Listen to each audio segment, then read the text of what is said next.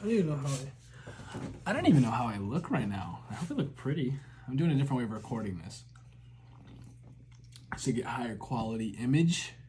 I don't know how the microphone's gonna sound because I'm not using this. But the thing that sucks about this mic is I bought this mic for podcasting on my Disciples of the Force podcast.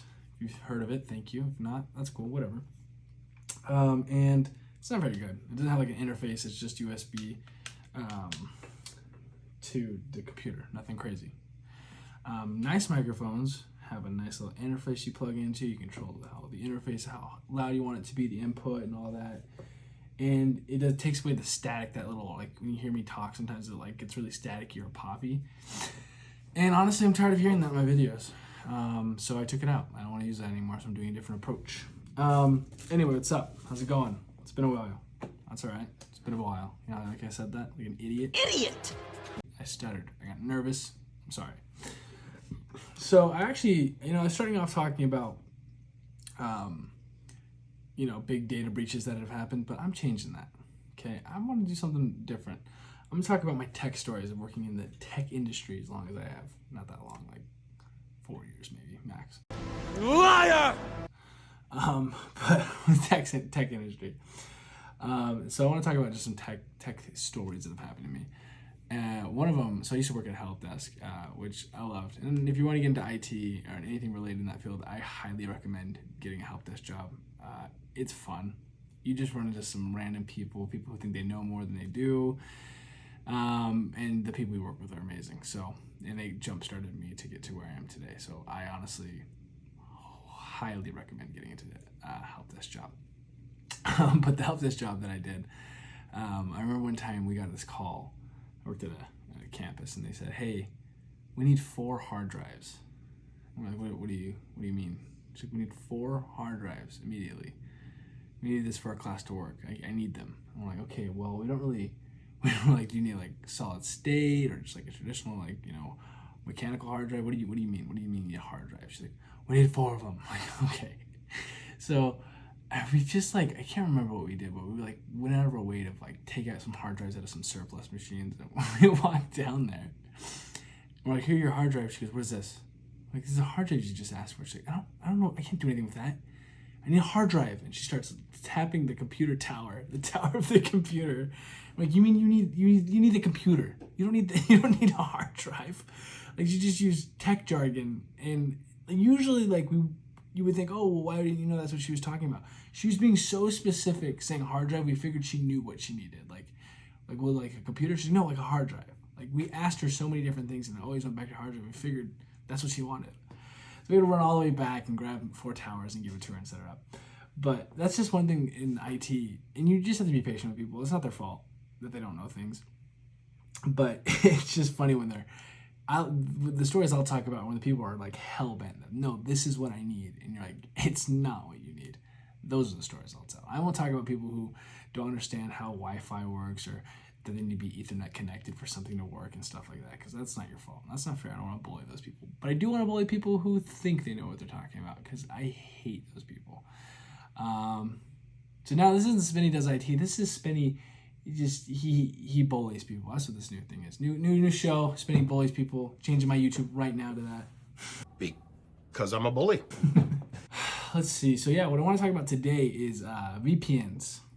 We've heard of them, right? You hear it all the time. "Ooh, you need a VPN to do that. Yo, get a VPN." And I think it's used so often that people don't actually understand what it is, which is fine. So, what is a VPN? Right? You'll hear people say, "Oh, jump on a VPN to access Hulu in another country to get their content." If only it were that easy.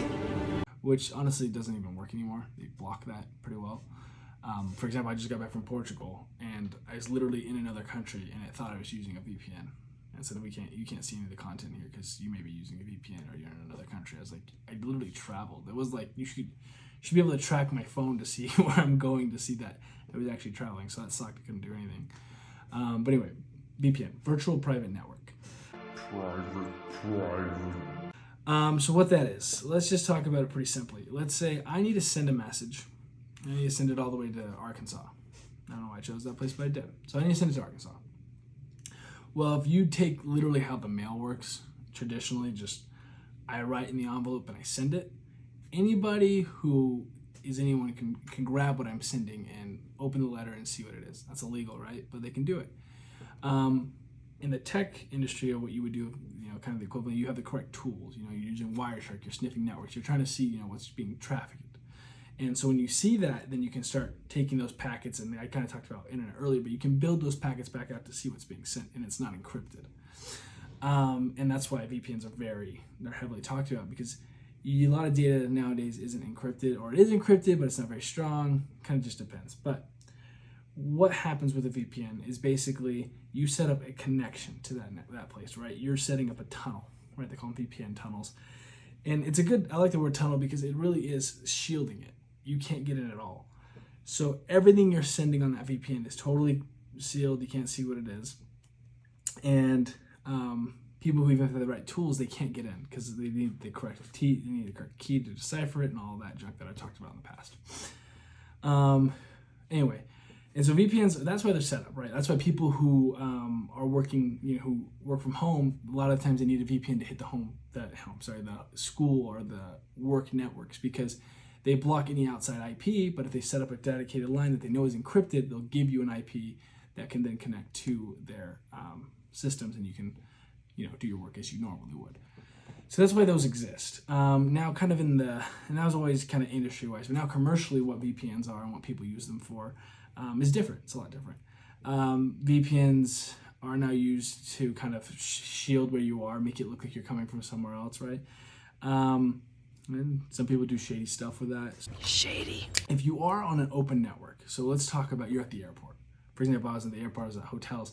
I was very cautious that I didn't want to put any information. I didn't want to go to my bank and put something in, because if I sent something, I don't know, I have no idea who's on that network. You have no idea who's sniffing it. And you may be like, oh, you're paranoid.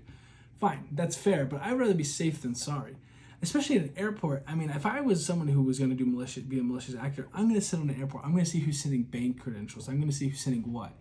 Because people are very distrusting if there's Wi-Fi and they send whatever. But that's not encrypted, and the person who's sniffing it can definitely get what they need and, steal your data, steal your information, whatever. So you should always use a VPN if you're if you're at a hotel or any free Wi-Fi. You should do it. Also, you shouldn't always connect to Wi-Fi if you don't know what it is. You have to make sure you know whose Wi-Fi that is. And the reason for that is there's another attack. Evil twin is what it's called. There's the evil twin attack. And basically what they do is they clone themselves to look like an actual authentic one. Like if you went to a university, let's say University of California, you would then go to the University of California, you see their Wi-Fi or whatever it is, and you could then create a Wi-Fi, make it free, and broadcast it and try to trick people to get into yours. You could call it something different, but make it look kind of authentic. And then when you do that, people will then connect to your network and put in their credentials. And then you could do kind of a man-in-the-middle attack where you could redirect them to where they needed to go. Maybe have them like, oh, failed, sign in again. And they send them to the right place so they never knew that they had their credentials stolen. But never connect to free Wi-Fi that you don't know whose it is. Because if you're connecting to a free Wi-Fi, they could just be watching what you're doing, stealing your data, and which is very common. It's not an uncommon thing to do. So yeah, I think that's all I want to talk about with this. VPNs, very useful if you're traveling. VPNs, very useful if you are concerned about what you're sending. You don't want people to see what you're sending, and you're very confidential, I guess. Another thing like SMS text messaging isn't encrypted. Anyone can read those. iMessage, I believe, is encrypted. I'll have to double check on that. But that's, if you're sending an iPhone to iPhone, you don't have to worry about encryption. But if you're sending it just a regular text message to anyone, an SMS message, not encrypted, can easily be, if someone's sniffing a network, can see everything you're saying on that text message. Some people send social security numbers, whatever. And I say this not to scare you, but just so you're aware that, oh, well, okay, maybe a little bit more cautious. So next time you're out in the airport and you're trying to just get a free Wi-Fi, or you're in another country and you don't want to spend money for cellular data, then you need to be cautious of what you're doing and 100% connect to a VPN to do anything. Because if you don't, then you could be in some trouble. People can steal your information. We're in trouble. That's it. That's all I have today. So thank you for listening, watching, and being a fan. You should have a wonderful day.